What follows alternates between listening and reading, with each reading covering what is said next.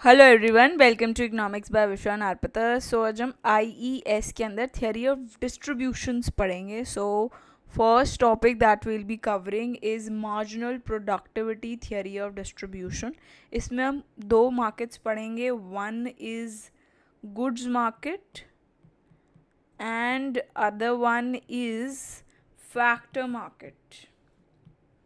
ठीक है। जो हमारा गुड्स मार्केट है that is all related to product. जो हमारा फैक्टर मार्केट है that is all related to the labour market.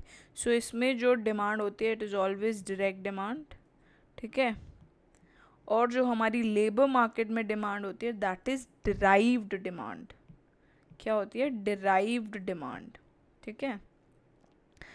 अगर हम इसमें कंसिडर करें कि अगर परफेक्ट कंपटीशन है in the goods market, market के केस में देर इज़ ऑलवेज डिमांड होती है, सप्लाई साइड होता है, this is demand and this is supply.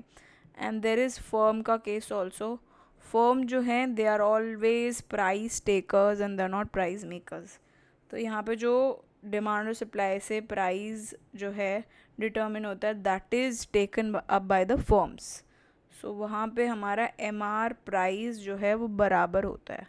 जैसे कि हमें पता है, अगर हम प्राइस का केस लें तो प्राइस अगर सेम है, इट इज़ कांस्टेंट है, 10-10-10 अगर हम ले लें एंड क्वांटिटी अगर इंक्रीज़ कर दें 1-2-3 कुछ भी करें तो प्राइस वुड रिमेन सेम। ठीक है। अगर इसके हम 4 यूनिट्स भी कर देते हैं प्राइस विल रिमेन सेम। तो टोटल रेवेन्यू क्या होगा? Total revenue would be 10, 20, 30, 40। ठीक है। मार्जिनल क्या है? इट इज़ 10-10 का इंक्रीज, सो इट इज़ 10-10-10-10। और अगर हम बात करें परफेक्ट, जो हमारा फैक्टर मार्केट के अंदर परफेक्ट कंपटीशन की अगर बात करते हैं तो इसमें भी दो केसेस बनेंगे, वन इज़ मार्केट है एंड अदर इज़ फॉर्म। ठीक है। यहाँ पे बात करी जाएगी लेबर की डिमांड और सप्लाई की। यहाँ पे प्रोडक्ट का डिमांड और सप्लाई की बात थी, यहाँ पर किसकी सप्लाई और डिमांड की बात है? इट्स द लेबर की सप्लाई और लेबर की डिमांड से क्या डिटर्मिन होगा? वेज जो है वो डिटर्मिन होगा। ठीक है। वो वेज डिटर्मिन होगा हियर। वेज अगर हम कंसिडर करें like in the case of the product market, यहाँ पे प्राइस वाज फिक्स्ड, यहाँ पे वेज विल रिमेन फिक्स्ड। जैसे कि आप देख पा रहे हैं इट इज़ फिक्स्ड। अगर हम वेज मान लें 10-10-10-10-10 है और लेबर को हम बढ़ा दें, लेबर बढ़ती हुई रहेगी तो veg will remain same. 1-2-3-4 because this is a case of a perfect competition. ठीक है। तो टोटल खर्चा जो फर्म का होगा दैट विल बी 10, 20, 30, 40। ठीक है। एंड मार्जिनल एक्सपेंडिचर क्या होगा? दैट्स द 10 का इंक्रीज। हर एडिशन जो अगर मैं अपॉइंट करी हूँ किसी लेबर को दैट्स एडिशन ऑफ 10। ठीक है। मार्जिनल प्रोडक्टिविटी थियरी के अकॉर्डिंग टू दिस थियरी, जो डिस्ट्रीब्यूशन है हर एक फैक्टर का प्रोडक्शन के अंदर वो पे किया जाता है अकॉर्डिंग टू द कंट्रीब्यूशन। वो कितना कंट्रीब्यूट कर रहा है टोटल फैक्टर के अंदर, टोटल फैक्टर के अंदर वो कितना कंट्रीब्यूट कर रहा है उसके हिसाब से उसको पेमेंट दी जाएगी। दैट इज़ द वेज उसको कितना दिया जा रहा है। जो कंट्रीब्यूशन है of the factor is total production, जो कि मेजर किया जाता है इन मार्जिनल प्रोडक्टिविटी के फॉर्म में। ठीक है। This is very important term कि उसकी मार्जिनल प्रोडक्टिविटी कितनी है उसके हिसाब से that person will be paid. ठीक है। मार्जिनल प्रोडक्टिविटी को कैसे डिफाइन करते हैं? Marginal productivity is addition to the total product, कि कितना एडिशन हो रहा है in the total product. This is very important कि टोटल प्रोडक्ट है उसमें कितना एडिशन हो रहा है due to addition of that input. मतलब इनपुट यहाँ पे क्या हुआ? लेबर। एक लेबर लगाने पे कितना एडिशन हो रहा है in the total output, keeping all other input constant. हम लेबर के साथ कैपिटल को कांस्टेंट रख रहे हैं, कोई भी और जो यूज़ हो रहा है जैसे लैंड अगर हम कंसिडर करें ये सब कांस्टेंट है। बस हम सिर्फ जो बात कर रहे हैं यहाँ पे only one factor of production that is labour, कि अगर एक एडिशन लेबर का करा तो उसमें टोटल जो प्रोडक्ट के अंदर एडिशन हो रहा है that is marginal productivity. Marginal productivity जो है वो कुछ अजम्पशंस के ऊपर बेस्ड है। I'll just write those assumptions as well. So first assumption is कि there is perfect competition in the goods market as well as labor market. So perfect competition है किस किस में, गुड्स मार्केट के अंदर भी परफेक्ट कंपटीशन है and labour market के अंदर भी परफेक्ट कंपटीशन है. ठीक है, in both the markets perfect competition exist and in which implies की जो इंडिविजुअल फर्म है price of the product is given. वहाँ पे जैसे हमने यहाँ पे देखा था इस केस में प्राइस जो था प्रोडक्ट का वो गिवन था, और इंडिविजुअल फर्म के लिए अगर इस केस में यहाँ पे बात करें लेबर मार्केट के अंदर वेज जो था दैट इज़ ऑल्सो गिवन. ठीक है, so this is very important कि गुड्स मार्केट के अंदर प्राइस जो है that is given and labour market के अंदर wage is given. So that means both these things are constant. Second thing is कि जो हमारा लॉ ऑफ डिमिनिशिंग रिटर्न्स है वो ऑपरेट करता है. This is very important assumption. Law of diminishing returns मतलब जैसे जैसे हम एडिशन करेंगे आउटपुट के अंदर जो रिटर्न्स आएंगे दैट विल डिमिनिश ओवर, जैसे जैसे इंक्रीज करेंगे हम अपना इनपुट, आउटपुट उतनी तेज़ी से नहीं बढ़ेगा जितनी तेज़ी से मैं अपना इनपुट बढ़ा रही हूँ. सो that is the law of diminishing operate करना स्टार्ट हो जाता है, विच मीन्स अगर फर्म एम्प्लॉय कर रही है ज़्यादा लेबर तो मार्जिनल प्रोडक्टिविटी जो है वो डिक्रीज़ हो जाएगी. कि अगर मैं लेबर को एम्प्लॉय कर रही हूँ तो जो उसका एडिशन होना चाहिए, जैसे ज़्यादा लेबर अपॉइंट कर रही हूँ, more and more labour is employed, उसको मैं काम पे लगा रही हूँ, बट जो उसका एडिशन है in the marginal product that will decrease, वो डिक्रीज होता जाएगा, दैट विल नॉट इंक्रीज, वो हर बार घटता चला जाएगा. So that is law of diminishing returns. And the third thing is the objective of the firm, वो क्या है, दैट इज़ प्रॉफिट को मैक्सिमाइज करना है. So that is the third assumption कि profit maximization is the third assumption, maximize profit. And fourth assumption talks about that there is a single factor of production that is labor. जो हमारा factor of production है वो सिर्फ एक है, that is labor. उसके अलावा capital और land वगैरह all the other things are kept constant. And fifth assumption is कि जो हमारी technology है that is constant. This is also very important. Technology is given बोल सकते हैं या कांस्टेंट बोल सकते हैं.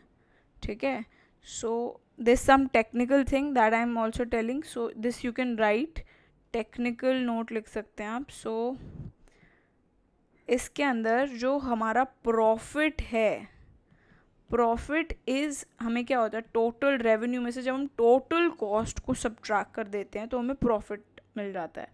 सो जो हमारा टोटल रेवेन्यू है that is price into quantity minus क्या कर देते हैं टोटल कॉस्ट. जो हमारा प्राइस है वो तो कांस्टेंट है, जो हमारी क्वांटिटी है that is being determined bye, that is basically a function of labour and capital. ठीक है, और यहाँ पे हमारा जो capital that is kept constant. So minus cost क्या है, जो वेज हम लेबर को दे रहे हैं प्लस जो हम रेंट दे रहे हैं on capital. So both these things are the cost. So इस प्रॉफिट फंक्शन को डिफ्रेंशिएट करेंगे विद रिस्पेक्ट टू लेबर. ठीक है, सो आपको क्या मिलेगा प्राइस इनटू, इसको डिफ्रेंशिएट करोगे with respect to labour you will get marginal product of labour minus wage equals to zero कर देंगे, ज़ीरो से इक्वेट करेंगे. सो आपको क्या मिलेगा wage equals to price into marginal product of labor. So price into marginal product of labor is basically value of marginal product of labor, that is wage. So competitive firms जो हैं वो profit को maximize करती हैं. वो कैसे करेंगी, will hire factor so that तब तक hire करेंगी जब तक जो हमारा total revenue है वो maximum ना हो जाए या is equal to the cost जो कि वो wage दे रहे हैं. उसके बाद अगर उनके प्रॉफिट्स कम होने लगे और वो वेज ज़्यादा दे रही हैं तो they will start laying off the workers, वो वर्कर्स ज़्यादा पॉइंट नहीं करेंगे. सो फर्म जो है वो हायर करेंगे up to a point where the last unit contribute as much as the total cost. मतलब जो हमारी वेज है वो किसके बराबर है, value of the marginal product of labour. कब तक करेंगे, विल अपॉइंट या हायर करेंगे labour up to a point where जो लास्ट यूनिट कंट्रीब्यूट वर्कर कर रहा है इज इक्वल या is as much as the जो टोटल कॉस्ट है जो उसको वेज दी जा रही है उसके बराबर, टू द टोटल, सिंस अगर ऐसा कुछ हुआ कि वो उससे कम है, वेज ज़्यादा है, अगर ऐसी कोई सिचुएशन है जो उसने वैल्यू एडिशन किया है in the total product, in the marginal product जो उसका हो रहा है, सो वो अगर कम है दैन द वेज, तो उस टाइम पे वो हायर नहीं करेंगे, दे ले ऑफ द वर्कर्स, ठीक है। सो एडिशन ज़्यादा होना चाहिए, या वो ऑपरेट करेंगे इस केस में कि वेज कम है, value of marginal product of labour ज़्यादा है, जो एडिशन कर रहा है in the production that is more, addition to the product वो ज़्यादा है दैन द वेज, तो वो करेंगे अपॉइंट, उसके बाद दे विल स्टार्ट लेइंग ऑफ, ठीक है। So this is the last point जहाँ पे वो अपॉइंट करेंगे या contribute, this is the last unit जहाँ पे वो कंसिडर करेंगे उनको देना, उसके बाद इस पॉइंट पे they will not hire, they lay off, क्योंकि उस टाइम पे फर्म की जो कॉस्ट है वो ज़्यादा हो जाएगी एज़ कंपेयर टू जो वो वैल्यू एडिशन कर रहा है, ठीक है। So now we will see this through a diagram as well कि if this is the wage is fixed, ठीक है, एंड दिस इज़ हमारा value of marginal product of labour. So value of marginal product of labour is basically price को which is constant उसको multiply करते हैं with the marginal product of labour, ठीक है, and that is downward sloping. और यहाँ पे जहाँ पे वेज और value of marginal product equal होते हैं वहाँ पे हमारी लेबर डिटर्मिन होती है, ऑप्टिमम लेबर जहाँ पे होती है, ठीक है। अगर कोई ऐसा पॉइंट है, if this is the point कि यहाँ पे क्या है, जो वैल्यू है मार्जिनल प्रोडक्ट की वो ज़्यादा है, वेज कम देनी पड़ रही है, तो this is basically this situation, value of marginal product जो लेबर का है that is more than wage, तो यहाँ पे वो वर्कर्स को बढ़ाएंगे, लेबर को बढ़ाएंगे, ठीक है। अगर कोई ऐसी सिचुएशन है, इफ़ सपोज करो दिस इज़ द सिचुएशन, यहाँ पे जो वैल्यू एडिशन है to the marginal product that is less than the wage जो पे हो रही है, वेज है ज़्यादा और वैल्यू एडिशन है कम, तो यहाँ पे लेबर को ले ऑफ करेंगे या कम कर देंगे, ठीक है। So this is the optimal point जहाँ पे वेज जो है that is equal to the value of the marginal product of labour. So जैसे कि डायग्राम के अंदर दिख रहा है, जब एम्प्लॉयमेंट लेबर की इज़ लेस देन, अगर यहाँ पर है पॉइंट कुछ, तो हर एक यूनिट जो लेबर हम ऐड कर रहे हैं is adding more to the revenue, ठीक है, and less to the cost, cost कम है, वेज कम है, बट रेवेन्यू जो जनरेट हो रहा है वो ज़्यादा है, so in that case it is profitable for the firm to employ more workers, तो वो ज़्यादा वर्कर्स को एम्प्लॉय करेंगे, ठीक है। इस सिचुएशन में just a second I will highlight that thing, तो इस सिचुएशन में they will try and employ more workers, ज़्यादा करेंगे। On the other hand to the right अगर हम देखें इन दिस पोर्शन, ठीक है, इस पोर्शन में क्या है, ये यहाँ पे क्या है, राइट में जो लेबर है उसको अगर हम ऐड करते हैं that is adding more to the cost, cost ज़्यादा है उस केस में, मतलब वेज जो है उसको पे कर रहे हैं दैट इज़ मोर, बट उसका खुद का value addition in the production is less than the wage, so उस टाइम पर फर्म के लिए प्रॉफिटेबल नहीं होगा कि वो और हायर करे वर्कर्स को, इंस्टेड दे ले ऑफ, ठीक है। सो यहाँ पे क्या है, एम्प्लॉयमेंट जो ऑप्टिमल है that is at L star where wage is equal to the value of the marginal product of labour, so that is the case. Since जो हमारा प्रॉफिट मैक्सिमाइजेशन है will always employ that much where जो wage है that is equal to the value of the marginal product of the labour, so ये हमारा case उसमें रहेगा। And जो हमारा value of marginal product of labour है that will be a demand curve, जैसे कि आपको दिख रहा है, I will just draw another diagram as well, just a second, या सो जो हमारा value of marginal product of labour है that will be a demand curve for a labour, वो लेबर के लिए ये जो value of marginal product of labour है that is basically marginal product of labour into हमारा क्या है, प्राइस, ठीक है।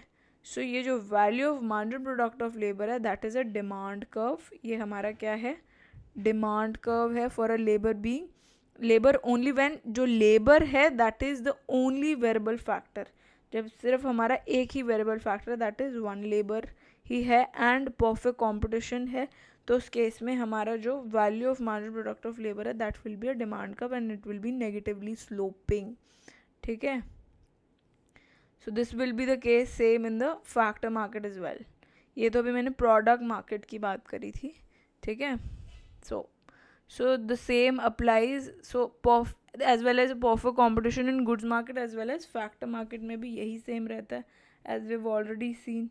ठीक है.